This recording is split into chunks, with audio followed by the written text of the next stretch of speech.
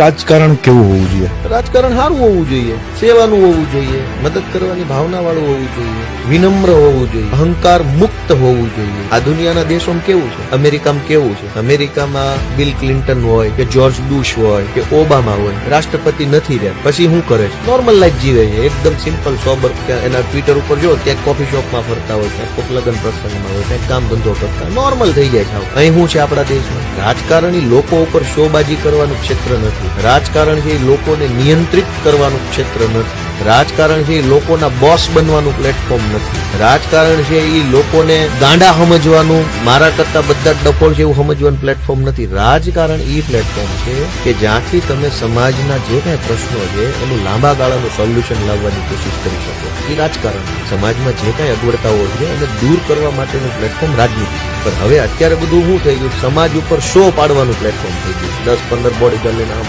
હાલવાનું, લાગે કે સાહેબ બહુ મોટી તોપ છે. આ એવું થઈ ગયું.